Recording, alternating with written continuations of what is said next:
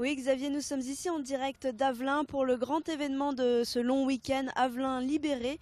On commémore les 70 ans le 70e anniversaire de la libération de la France. Alors on a 4 jours pour découvrir et ne pas oublier la Seconde Guerre mondiale à travers des expositions, un grand spectacle en plein air samedi soir et ici, ce que vous pouvez voir derrière moi, un camp militaire avec pas moins de 170 figurants et des véhicules d'époque. On se croirait dans un réel décor de cinéma. Pour en parler, je suis avec Quentin Guillaume Erkenrath. Bonjour. Bonjour. Donc, vous êtes coordinateur des commémorations. Est-ce que vous pouvez me présenter un petit peu ce camp? Combien de temps vous avez mis pour l'installer et que contient-il? Oui, alors c'est un camp qui n'est pas tout à fait terminé puisqu'on a encore à peu près 12 heures d'installation. Il va contenir des dioramas, hein, des scénarisations britanniques, américaines, canadiennes, françaises et aussi un petit pôle allemand pour un petit peu expliquer au public ce qu'ont été les troupes et leurs installations.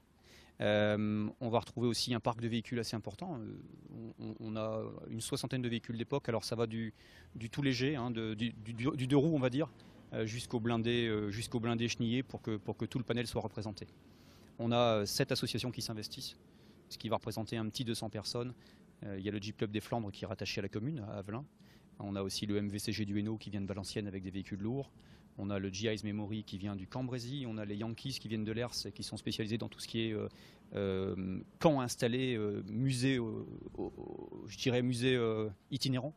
On a Histoire Passion 44 de Lambersart. On a Verlaine 59 qui nous vient du Valenciennois.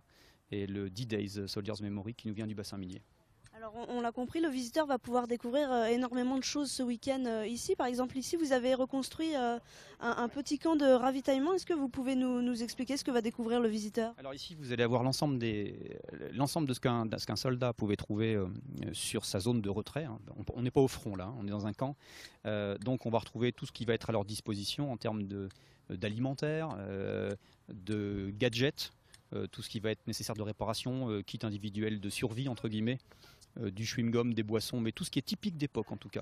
Et on retrouvera aussi à chaque fois des scénarisations, mais côté civil. On retrouve ça d'ailleurs à côté, avec tout ce qu'on pouvait trouver comme produit à vendre à l'époque. On est en période de restriction, on est en période de ticket de rationnement, et on a essayé de reproduire les conditions réelles d'approvisionnement de l'époque pour un civil comme pour un militaire. Mais merci beaucoup. On peut rappeler que c'est gratuit cet événement? Tout est gratuit. Le devoir de mémoire se veut d'être ouvert au maximum, y compris surtout aux jeunes enfants. Donc tout est gratuit pendant 4 jours. Je vous rappelle quand même qu'il y a cette thématique du camp organisé et du parc de véhicules. Il y a 2 expositions locales qui ont un intérêt très particulier parce qu'elles racontent la vie de l'époque, mais sur place, ici, à Avelin et dans le périmètre.